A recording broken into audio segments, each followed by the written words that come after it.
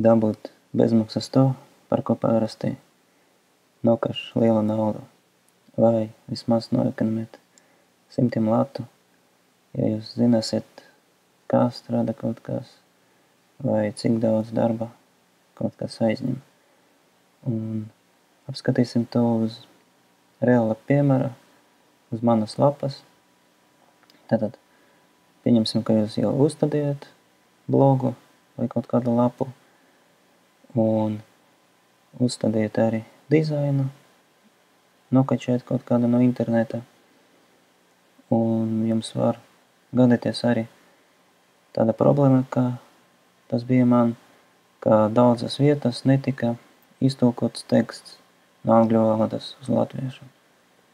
Kā piemēram, galvenā lapa, mēs varam redzēt, kā pie autora tiek uzrakstīts vēl kaut kas angļu valodā, un kā pie kategorijas arī kaut kas uzrakstīts angļu valodā, kā arī linkos dažos tiek rakstīts angļu valodā, kas, protams, nav labi, un to gribatos izlabot, un ja jūs to prasieties kādam izdarīt, tad viņš var nokasīt no jums diezgan tādu normālu naudiņu, jo jūs nezināsiet, kā tas strādā un cik tas aizņem darbā.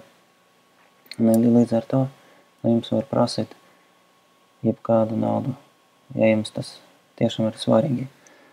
Un līdz ar to es gribu jums šodien parādīt, cik tas viegli ir izdarams un kā jūs paši to varēsiet arī izdarīt uz pamata šis video.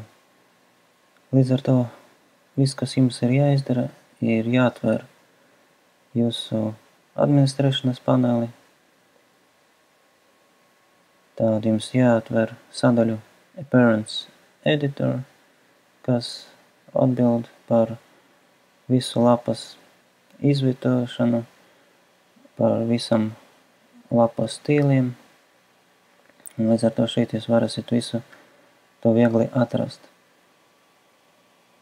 Tātad šī lapa, šī sadaļa sastāv no, var teikt, divām sadaļām. Tas ir galvenā lapa, kur ir kaut kāds briesmīgs teksts, nesapratams. Ja jūs nepazīstat PHP valodu vai HTML.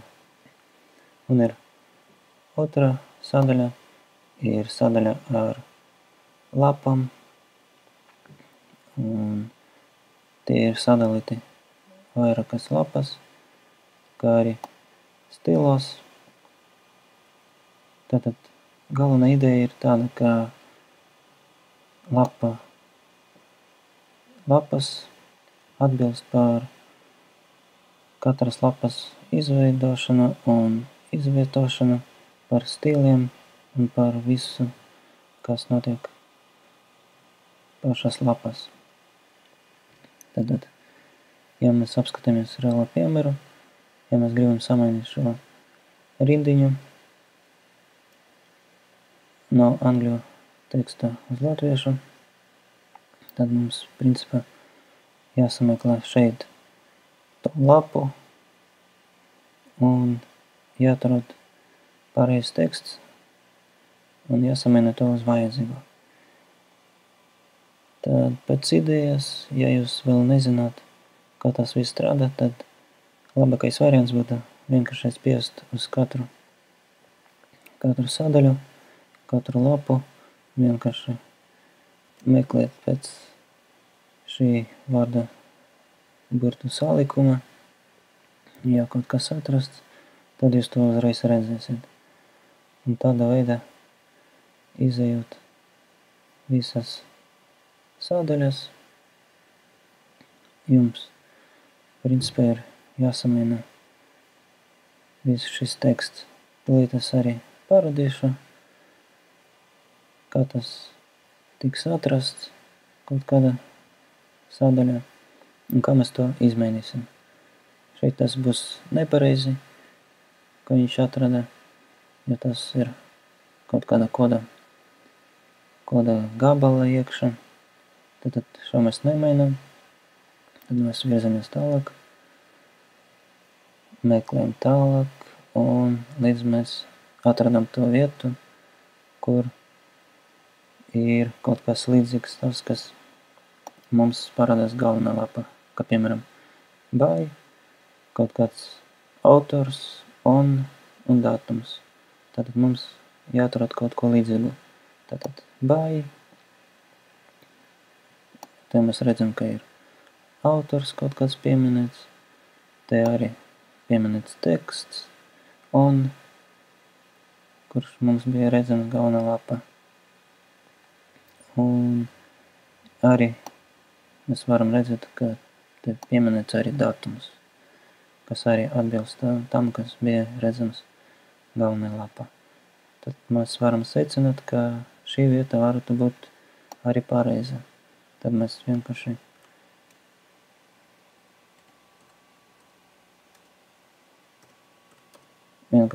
aizvietojam šo tekstu. Tātad šo es gribu aizvietot ar tekstu autors, un šo es gribu aizvietot ar tekstu datums. Tātad, kad visas izmaiņas ir izdarītas, un kad mēs atradam visas tās vietas, un visas vietas mēs samainījam, mēs varam pārvietot lapu uz augšu, un te mēs redzam pogu update failu. Mēs nospiežam update, un mēs redzam, ka lapa ir veiksmīgi saglabāta. Tātad, principā vajadzētu visam strādāt, ko mēs arī pārbaudīsim. Tātad nospiežam lapas atjaunošanu, un mēs redzam, ka angļu teksts tika samainīts uz mums vajadzīgo. Tātad, ja mēs ieejam paša raksta, tad mēs vēl redzam, ka šeit teksts netika samainīts. Šī ir tā vieta, par ko es arī gribu pateikt, ka mums jāiziet visas šīs lapas, jo ne viena tikai tā kaut kāda konkrēta lapa varētu būt pieminēts tas teksts, kā redzams, šeit viņš ir arī pieminēts, šeit arī mums jāizmaina uz pareizo. Tad meklējam vēl varbūt tālāk būs, bet pirms tā vēl neizmirstam saglabāt šo lapu, jo nesaglabājot mēs neredzēsim izmaiņas. Tātad meklējam tālāk, mēs atkal atradam vajadzīgu mums tekstu, atkal samainam. Šajā lapā vairs nav, tad saglabājam, meklējam tālāk,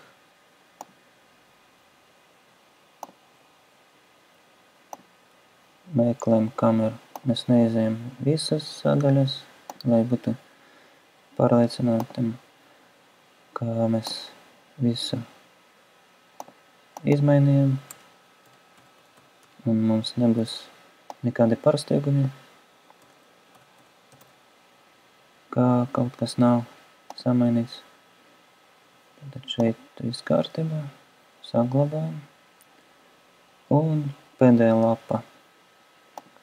Skatāmies nav, tad principā mēs varam secināt, ka vajadzētu visam būt samainītam.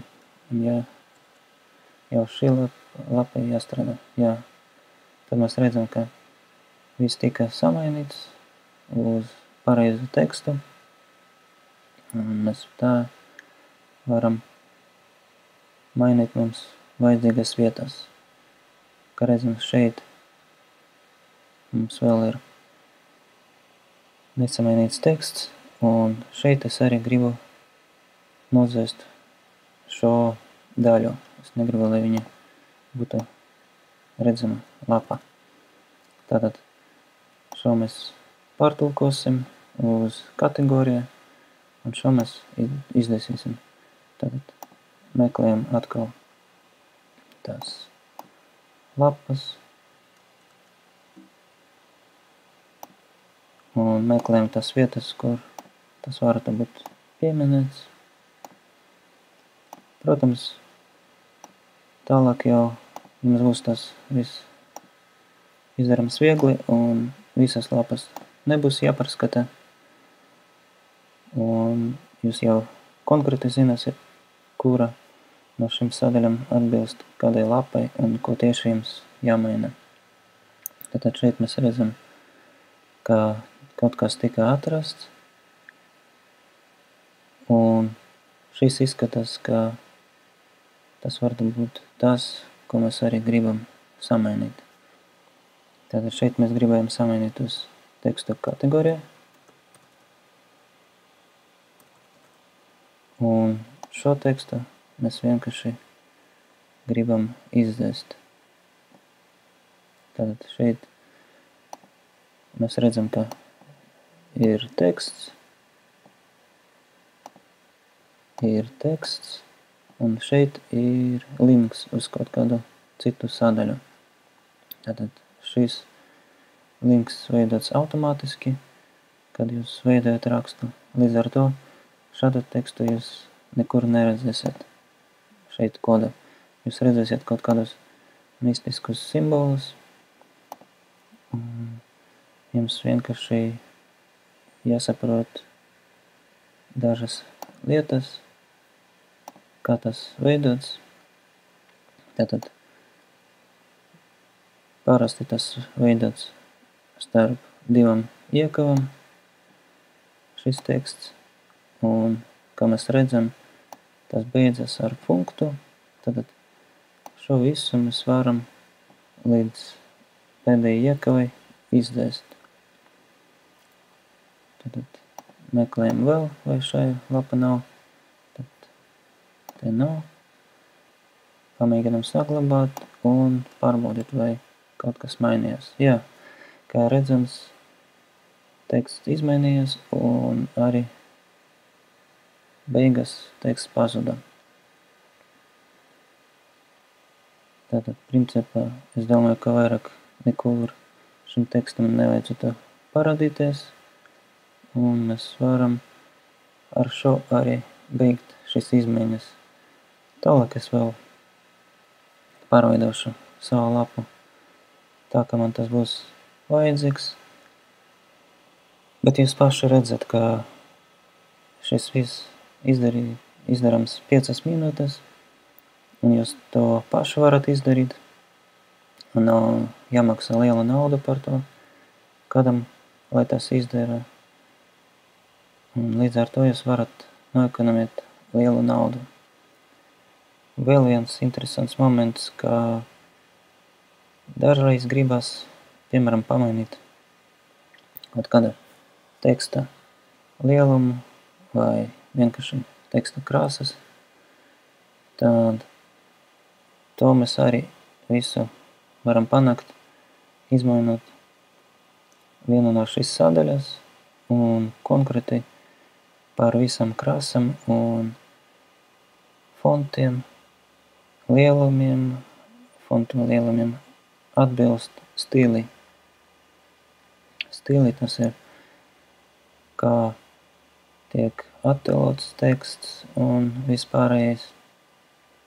Un līdz ar to mums jāizmaina šī sadaļa, tā saucamā style sheet, kas ir style CSS faila.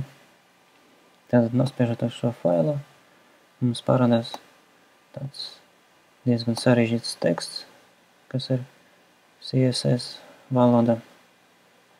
Un ja jums ir nelielas zināšanas šai jomā, tad jūs šeit viegli varēsiet izmainīt dažādus tekstus, kā piemēram tāds H1, kas ir header stils, par ko atbilst. Un ja mēs savā rakstā kaut kur to izmantosim, tad tas izskatīsies tā, kā mēs to nodefinēsim. Līdz ar to šeit jūs varat pārskatīt visus stilus un mainīt visu saglabāt un pārbaudīt, pēc tam atgriezt atpakaļ, ja jums kaut kas nepatika. Un vēl, ja jums ir kaut nedaudz zināšanas ar lapas izveidošanu, tad jūs arī paši varēsiet visu te viegli skatīties un veidot. Un jums nebūs vajadzīgs papildus speciālists kaut kāds, kurš prasīs milzīgu naudu. Līdz ar to mēģiniet, darbojieties, un jums viss izdosies. Jums būs ļoti interesanta lapa ar nelielām piepūlēm.